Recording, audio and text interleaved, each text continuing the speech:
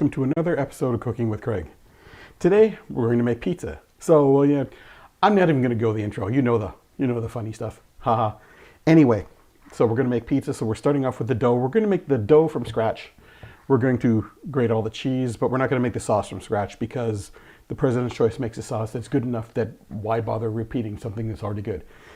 Anyway, besides, that's a whole different recipe. Again, if you want that, leave a comment down below, and maybe I'll do it.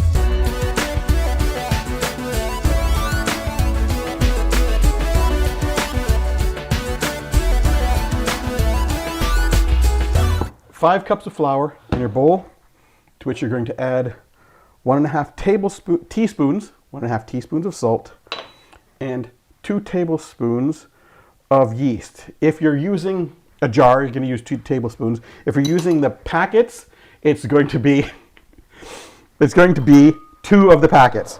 So, and just use your whisk to blend that stuff all together. Some recipes will tell you to pre-soak the yeast. I find that if you do that, it actually gives the dough a little more yeasty flavor that you're really looking for. So I just mix it in as it is. And we're going to slowly add 1/4 of a cup of vegetable oil, olive oil, whatever kind, not motor oil, obviously, something you're going to eat, but whatever kind of oil you like. I generally add all of that first and mix it in. And then we're slowly going to add up to 2 cups of very warm water. I say up to because you want to add it slowly and look at the consistency of the dough. You don't want your dough to get all watery or runny or too thin. So just add enough of the water and slowly mix it so it turns into a dough. And as a warning right now, you are going to get your hands dirty doing this. So if you're one of those people who really doesn't like that, this would be a really good recipe to go buy yourself some rubber gloves.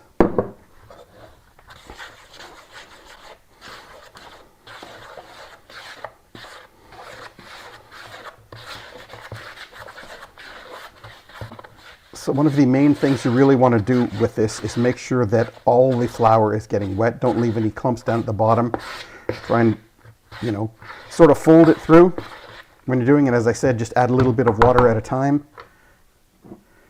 And you will know when it is time to start working it by hand rather than with a spoon when it starts to go stringy. And when it gets there, I will show you what that means. It's starting to get a little clumpy, and I don't know if you can see that on there. We'll turn it this way, see if you can see it on that one. Yeah, you can see how the dough's starting to form little strings a bit as it's going. That's basically telling you, okay, put the spoon down. It's time to get your hands dirty. And you see there is still a little bit of water left, so we didn't need the whole 2 cups. But you never know. When you start kneading it like this, you might find it's a little dry and you might need to add a little bit more water to it. But first we're gonna just work it here in the bowl. Just slightly sticky, not enough that it's really sticking to your hands, but enough that you can feel it sticky, which means you've got just about the right amount of water in there. Now, if as this time you end up with a little bit of flour down at the bottom, and I can feel this part of the dough is a little sticky, what I'm going to do is I'm going to grab that stuff that's left over, fold it inside as we continue to knead this dough. Now I'm doing it in the bowl here first just because I want to make sure I get all the flour, all the salt, all the ingredients that were in here into this dough before I bring it out and knead it on the table. Okay, so that's basically ready to go out. Now we're going to really work on it. So the longer you knead this, the smoother it's going to start to feel. It's going to stop being sticky and you're going to start feeling almost a silky texture to the dough. When you get that, you know you're there. The aim of these shows is to teach people who maybe don't cook a lot, or, especially gamers, because a lot of them aren't great cooks. I mean, some of them are, but a lot of them aren't. That maybe before you got a game night coming over, you could make something homemade and really impress the hell out of your game group. So you can see that slightly tacky, nicely blended together. We're going to put it right back in this bowl, and we're going to cover it lightly. You don't want it to be airtight. You want the air to be able to get in at it lightly. You can use a damp cloth if you like, depending on what you feel like doing. And we're going to just sit that somewhere warm for 20 minutes, half an hour, something like that. We're going to give the dough a chance to rise, basically what we're doing. I'm just going to tuck it over there because I don't have a lot of spots. We're going to slice up some pepperoni to go on top. Again, you can, if you want, go to the grocery store and get the bag of pre-sliced pepperoni. Again, where's the fun in that? And whenever possible, you want to get a feel for more of this sort of thing in the kitchen, right? You want to get an idea of how these things are done. So there's going to be a little plastic off that on top of the plastic that it's wrapped in. So you want to peel that off.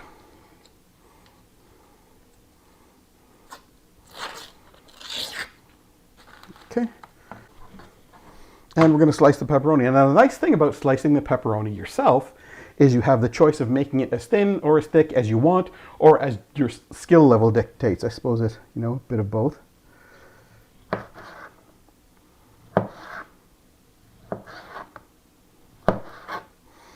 We got a bowl right here to throw it in so it doesn't start overflowing our cutting board. And you're always remembering between each step to wash your hands, to keep from contaminating things. Wash your utensils. Make sure everything is nice and clean before you start anything. It is your choice of what cheeses you put on there. Obviously, most people are going to put mozzarella of some sort. I like to put a little bit of cheddar on, not too much, because too much cheddar is going to make the pizza start being greasy. And most of the time, that's not what you want. Some people do want a greasy pizza, but a little bit of cheddar adds some color to the pizza. And if you have never grated the cheese yourself, trust me, you will taste the difference. Do pay attention when you're doing this to what you're doing. Don't be staring at other people all the time like this while you're doing it, because these things are fairly sharp, and the last thing you want to do is grate a little bit of finger into the pizza. Nobody's interested in eating your fingers, no matter what they tell you. I do have more to grate. I'm not going to show you grating all the cheese. I'm just going to start on it. And through the magic of editing, all of a sudden the bowls will all be full. So there's all our toppings prepared. So basically we're just waiting for the dough to rise. We'll take a look at a little peek at it right now, but it's only been 5 minutes. How far has it gone? It's already starting to rise. Excellent. So in another editing flash, we're going to be ready to start rolling out the dough. So we're going to go on to the next step, which is to grease and flour the pans. So we're just going to take some butter and smear it all over here. Now we're going to just drop some of this. This is, again, just some flour. You just dust a bit of that on there. And then I'm going to tap the pan around. And you see how the butter is grabbing the flour and making it stick all nice and perfect. And the best part is then we can tap it all out, and the extra back into the bowl. If something gets on the counter, don't worry about it. We're going to be doing that anyway. So you see there, that is now greased and floured perfectly. The oven is now preheating. We're going to take that up to 400 degrees Fahrenheit. And we're ready to do the next step, which is to grab our dough, which, as you can see, has gotten considerably bigger than it was. And it smells like that wonderful bread dough scent that everybody loves. You used to, well, depending on how you grew up. That reminds me of when I was a kid in the kitchen. I'm going to squish it, and this feels really very silky right now. We're going to give that a squish down. You hear the air from it, and this, you really get that silky feel. Notice it's not sticking to my hands. It's just, this is perfectly done. This is how the dough should be. We could probably get maybe 3 pizzas out of that now instead of 2, but I'm going to just twist it in half. We're going to make nice, thickly crusty pizzas. Okay, I will show you this. I'm not very good at it. You start pinching it out like this, sort of kind of almost like a really rough pizza shape. Just spreading it around like that until you get something that will drape over your hands and you go, whoo! You can do this. I'm terrible at this, just saying. Mine turns into more of a propeller than a circle, so I'm still working on that one. Hey, Nobody's perfect. Okay, so we just put the flour on both sides. So that's out there, and we're going to grab the rolling pin and just start flattening it out to roughly the size and shape we need for one of our pizza trays. I think I'm going to do, because this one's all oblong already, I'm going to do the square one with this. And just know when you do this, you really do have to put some force behind it, because otherwise the dough will just refuse to take the shape and it'll just snap back to what it was. And you start thinking, are you dough or are you some sort of alien monster? What the hell is going on here? You really do got to put a little bit of force behind it to get it to spread out. You'll know you've done your dough right, as I will continue my thought. If you can pick it up like this and it's not ripping, it's not getting any holes in it, that's what you're going for. Want to roll it out fairly thin. Okay, this looks like this will fit the square one rather nicely. I'm going to grab the square one. Just going to pick it up like that. We're going to drape it over. Pull it out. Now, there are two options you can do at this point. You can either just fold all the excess in and make a really thick outer crust. You know, good for people to grab on, which I'm going to do this time. Or you could choose to cut off all the edges with a knife or a pair of scissors or something like that. Or just tear them off if you feel like it, but that's really not going to work very well. So we're just going to press that down in there. So there's one ready for topping. You can always have some of the spaghetti sauce, pizza sauce, or whatever you're using out in a little bowl for people so they can dip their crusts in. I hate when people grab a slice of pizza, they eat it, and they leave the crust, throw it away, and go for another piece. You haven't finished your pizza. Well, I don't like the crust. Well, then don't take a slice of pizza. Either eat it or don't.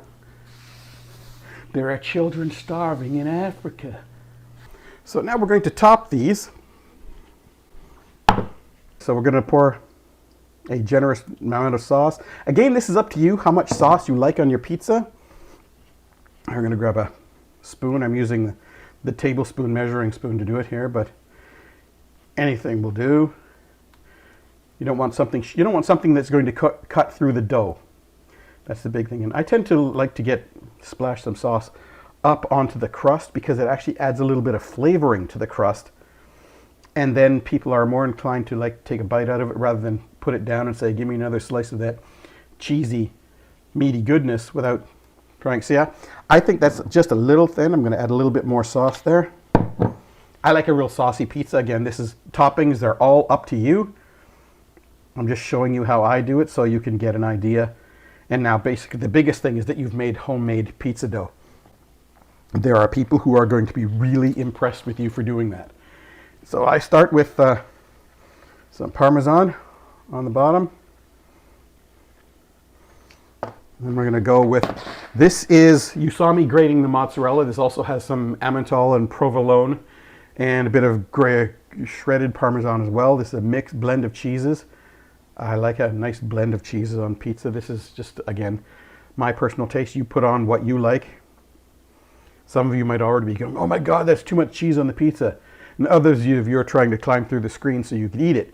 So it's personal choice. And again, we're going to grab a little bit of the cheddar and just sprinkle it on, give it a bit of color, but we don't want too much cheddar because we don't want to get all greasy. So I probably have too much cheddar. Going to have to make a sandwich or something. I don't know. And we're going to grab some pepperoni. Now this is a leftover from the doing things at the daycare, and want to make sure that everybody got the same amount of stuff. So I would space everything out so there's the same amount of pepperoni no matter how you cut it. Well, that is done, but I'm going to just give it another little Parmesan on top to add a little bit of extra flavor to that pepperoni. I'm going to put that one aside. So we're going to pop them into the oven. It is 12:50 now, so 10 after 1, roughly, they should be done. So here we go. 2 pizzas in the oven. While I've got you here and we're waiting for the pizza to come out of the oven, I thought I would put it to you guys for what we do next. So I've got a couple different ideas in mind, but I'm thinking we could do, cheese stuffed baked potatoes. Sounds pretty good, doesn't it? With bacon, chives. You'd love it. Or we could do roast chicken, mashed potatoes, gravy. We could do that. Or maybe we could get into a dessert, do some apple muffins or some blueberry muffins or some banana bread. So there I just gave you 5 options. Down in the comments below, make a comment about which one you'd like me to do next. And the one with the most comments is the one I'll do. Unless I decide not to. So let's just take a look here at what we've got. Come on. Don't be shy. The people want to see you. They really like you. Trust me. Okay, bring that up. Take a look at that. See, the cheese is starting to get a little brown spots on it. The crust is all nice and up. The pepperoni has started to curl up. Everything about that says, I'm done, eat me. Remember we look at that. That is how a pizza comes off a pizza tray when you've done it properly. Look at that, perfect size. Everything is ready. The only thing left to do is eat it. I'm going to let it cool for a couple of minutes before I cut it. But so that is how you make the homemade pizza from scratch. Everything but the sauce. We cut it all. We shredded it all. We did it all, cooked it all up. So next time you feel like a pizza, you got a bit of time and a couple of ingredients sitting around, why not try this instead of just going for the phone and having somebody else make it?